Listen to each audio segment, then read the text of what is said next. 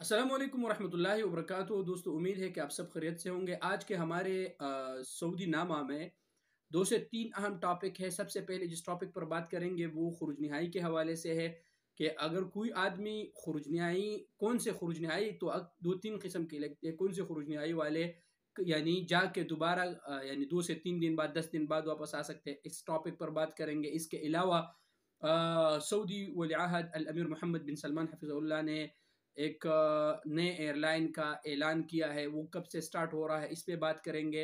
इसके अलावा दुअल अल खलीज में जो लोग रहते हैं, कौन से लोग हैं, कौन से महीने वाले लोग जो सऊदी अरब के वीज़े के लिए अप्लाई कर सकते हैं, यहाँ आ सकते हैं, कौन से वक़्त में आ सकते हैं और कौन से वक़्त में वो नहीं आ सकते, यानी मक्का मुकर्रमा में, मदीना मुनव्वरा में दाखिल नहीं हो सकते, इस पे बात करेंगे।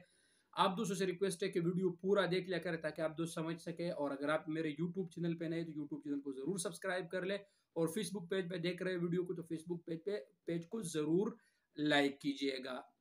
हौसला अफजाई के लिए वीडियो को भी लाइक कीजिएगा।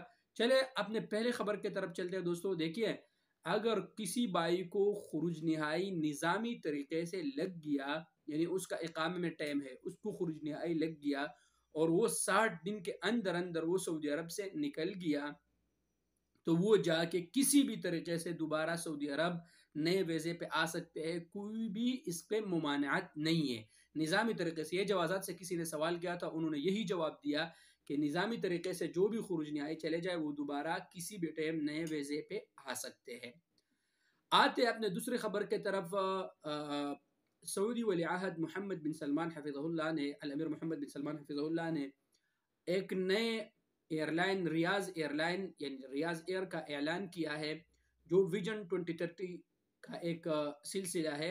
ये एयरलाइन बहुत बेस्ट होगा और बहुत ये 2030 तक 100 से ज़्यादा स्टेशन पर जो है ना, ये अपने रूट का आगाज़ करेगा। तो ये भी बहुत ज़बरदस्त खबर है। इसके अलावा जीसीसी ममालिक में, देखिए दोस्तों, मैं अब दोस्तों को एक बात बताऊं। जीसीसी ममालिक से मुराद दुअल अल खलीज है, यानी कतर, बहरीन, अमारात, ओमान, ये ममालिक है, कुवैत, इसको जीसीसी ममालिक कहते हैं।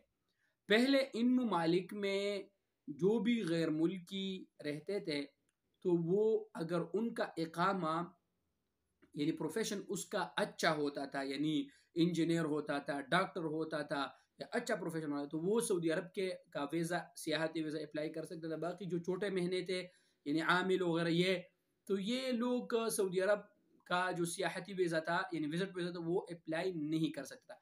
अभी सऊदी वजारत सियाहत ने ऐलान किया है कि जिसका जो भी महीना हो वो सऊदी अरब आ सकते हैं, वो यहाँ पर आके हज उम्र कर सकते हैं, ज़ियारतें कर सकते हैं।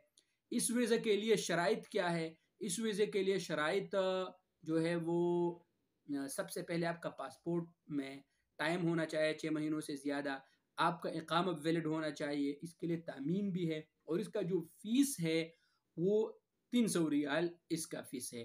तो वो पाकिस्तान से नहीं, जो दुअल अल खलीज में जो लोग रहते हैं वो ही सऊदी अरब इस वीज़े के लिए अप्लाई कर सकते हैं। ये इलेक्ट्रॉनिक वीज़ा है, ये इसमें आप बिल्कुल सऊदी अरब आ सकते हैं, उम्र भी कर सकते हैं।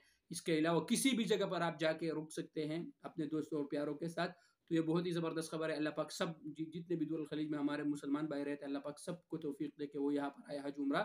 हज बहरहाल नहीं कर सकते लेकिन उम्रा कर सकते हैं। इसके अलावा हज के अय्याम में अगर कोई भी आते हैं तो वो एंट्री नहीं कर सकते मक्कतुल मुकर्रमा में, वो नहीं आ सकते इस वक्त।